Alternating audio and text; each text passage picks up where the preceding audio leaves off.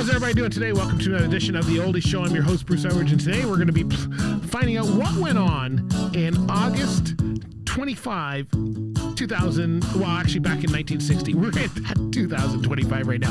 So I thought it'd be good to look back and see what happened August this time.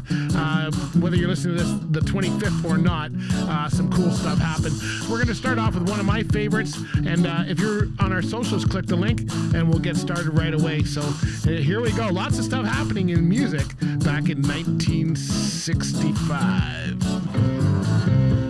60s and 70s. All right, so we are talking about what happened August back in the day, back in 1960 to 1990. What happened? Well, probably one of the biggest things that happened was a guy you might know.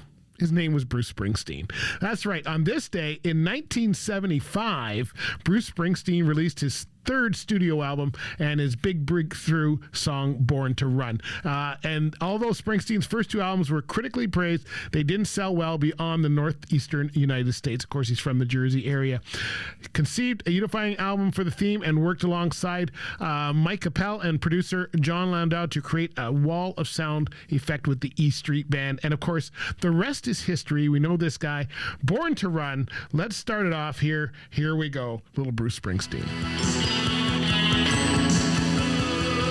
Oh, yeah, little Bruce Springsteen, Born to Run. That was the big thing that happened August of back in 1975 anyway. He released that album, and of course, it's been legendary since then. But you know what? 1958, doo-wop group The Elegants also went to number one with the U.S. singles charts with their reworked version of Mozart Lullaby, Twinkle Twinkle Little Star, and retitled it Little Star.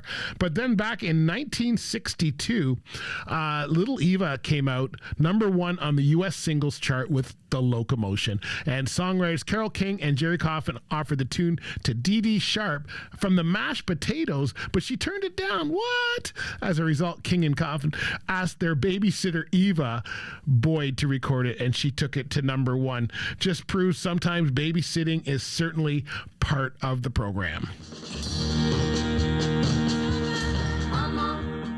Oh, there you go, little Eva with The Locomotion right there, babysitting, and find out she gets a number one record. Like, what are you thinking about there for sure? Hey, you know what? We lost this guy this year, but he was actually instrumental. In 1967, Brian Wilson returned to performing live with the Beach Boys in Honolulu after a 2-year hiatus. So, hey, I think we should play a couple Beach Boys, don't you? Here's one called All Summer Long. Sitting in my car outside your More music, more fun. Hey, you're listening to the Oldie Show.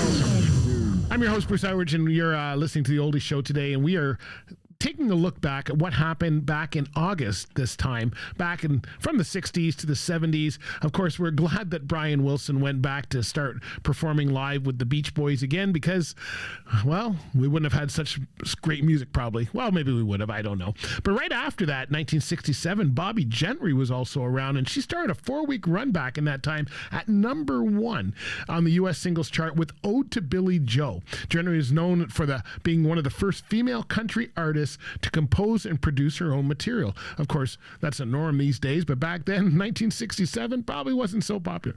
Anyway, the song was number one hit in the United States, became a big international seller, and the song is first-person narrative that reveals a family at dinner time on the day that Billy Joe McAllister jumped off the Tallahatchie Bridge. Oh my goodness. Could you imagine being at dinner to hear that? Let's hear the song.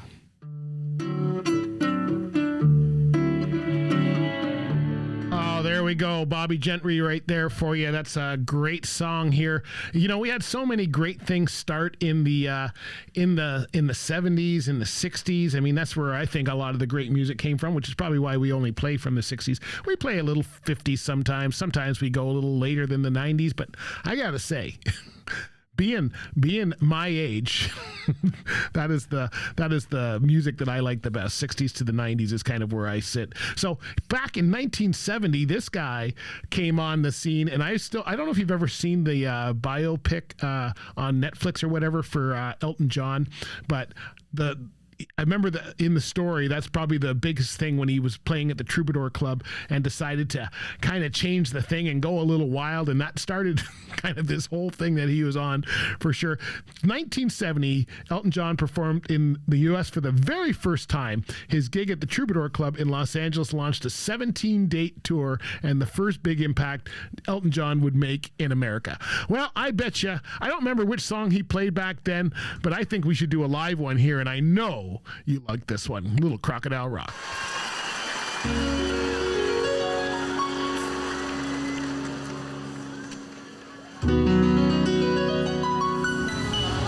Oh, yeah! Oh, yeah! Hits from across the years. Oh, could you imagine if you were lucky enough to be at the Troubadour? I know you had a really good time that night. I know I would have had a good time. I still am a big Elton John fan for sure.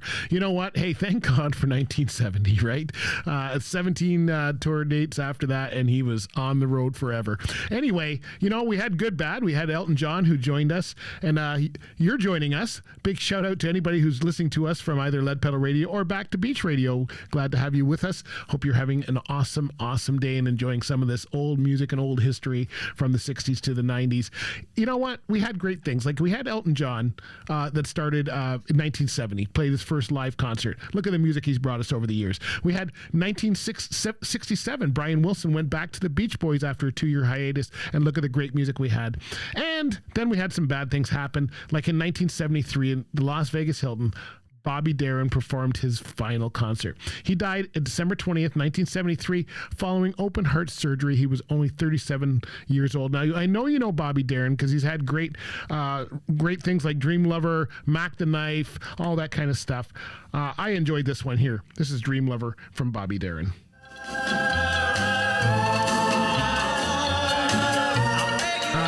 1973, what a great year. I remember 1973 for a couple of reasons. One, I was 10 years old. And the second one is that I was probably starting to get into those. Well, I wasn't into those teenage years yet. I was about to get a paper route, I think, because I think I started delivering papers when I was 12. But I always had a love of music, especially those old ones, because my parents used to play that around the house, which was really, really good. Back in 1976, though, I was getting much older. I was 13 years old, I think. Yeah, I would have been 13. And that's, I think, when I got into rock music. And I remember I started playing the drums and I was drawing Kiss all over my notebook and all that kind of stuff. And you know what? I think I'm going to tell you about a band called Boston right after I play this one, because this is one of my favorites. Bob Seger, he was playing some old time rock and roll back in that time when I started to get into rock and roll.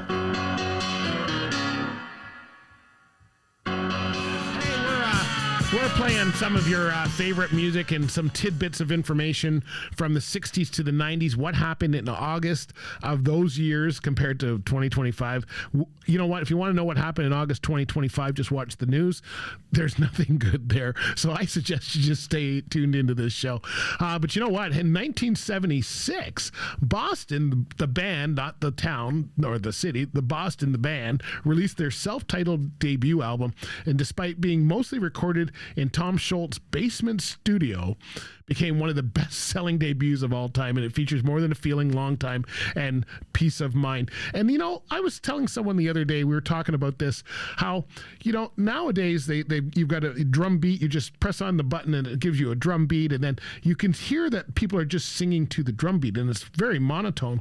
Back in the day, Led Zeppelin, Boston, all of these classic rock, they used to, like, lock themselves in a house for 6 months and not come out until they had an album. So I think this is very cool. I know it was more than a feeling for this band. Here you go, Little Boston.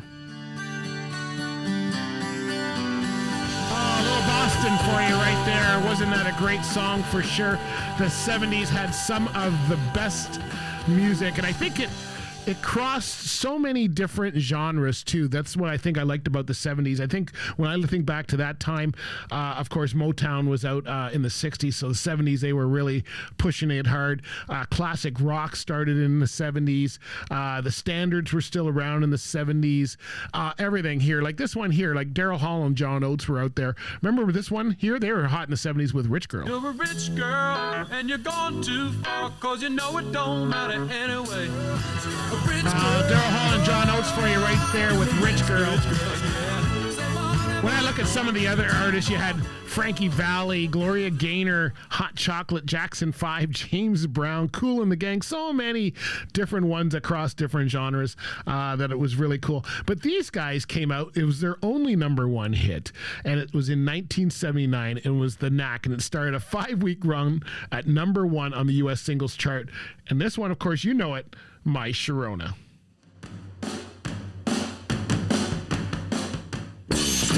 Greatest songs all day long. So that was 1979 with The Knack, and they started a 5-week run back then, and I thought that was, I think that's, well, it's probably, but it's the only number one hit they had, but it's also probably one of my, well, I guess I'm going to say it's one of my favorites from The Knack. It's one of the only ones I have from The Knack. I don't know if they had a lot of good music after that, but I certainly liked that one for sure. Okay, so this one here, this next one, I've got to I got to try and find this one here because I think I downloaded something wrong. Oh, because I wanted to hear this song. What did I do? I put out the wrong one. I think I downloaded the whole thing. Okay, so I was going to do this next song, but I don't think I will. But in 1981, I thought this was funny. The Replacements. I don't know if you know. I don't even remember the Replacements. They released their first studio album, Sorry Ma, Forgot to Take Out the Trash. I think it was about my life. And Steve and Thomas Erlewine considered Sorry Ma, Forgot to Take Out the Trash to be one of the best LPs of the entire scene produced in the early 80s. And to celebrate its 40th anniversary in October of 2021, Rhino Entertainment released a deluxe edition. I like this part. Released a deluxe edition of newly remastered album, which it previously unreleased 27 tracks, but also had a feature called I'm in Trouble. Are you in trouble because you didn't take out the trash? I think that's... here's a little bit of I'm in Trouble by The Replacements. All the biggest hits. Right here. Right now. Okay, now I know why I don't know The Replacements, because, well, you know, back then I think the Sex Pistols and them came out, and I guess that must have been, you can tell that's that genre. That's just not my genre for sure. Anyway, this next person I do listen to, and in 1986, Paul Simon released his epic Graceland album, and this thing had so many great hits on it. You Can Call Me Al, title track, and Boy in the Bubble, Diamonds of the Soles of Her Shoes, so many great ones. And I think we're going to play this one because I know I was probably replacing The Replacements with a little Paul Simon. You're listening to the Oldies Show. I'm your host, Bruce Outridge. Hope you're having a good one. That was You Can Call Me Al by Paul Simon. Came out in 1986. You know what? We're going to play one from 1987 here in a minute. But before that, let me tell you what else happened. 1986, the Jets performed at the Minnesota State Fair Grandstand. And Metallica released their fourth album, studio album, And Justice for All. It features one back in 1988. In 1989, my son was born. And also, the Chicago mayor, Richard Michael Daley, declared today's Pop Staples Day. That happened in 1989 in August in honor of the native musician and leader of the Staple Singers. Other notables, 1992, Eric Clapton released Unplugged and featured Tears in Heaven. 1992, Lucinda Williams released her fourth studio album, Sweet Old World. It featured 6 Blocks Away and Something About What Happens When We Talk. Now, let's go back to 1987 for a little bit, because the Cars came out with Door to Door. And this was their 6th studio album and featured You Are the Girl and Door to Door. And I was a big Cars fan back in the day. I'm a big Car fan now, but I was a big Cars fan as far as the music band goes. So here we go. Let's go out with a little Door to Door from the Cars. And big shout out to Wayne Sturz listening to us. And we'll see you next time. Thanks for listening to the Oldie Show. I'm your host, Bruce Outridge.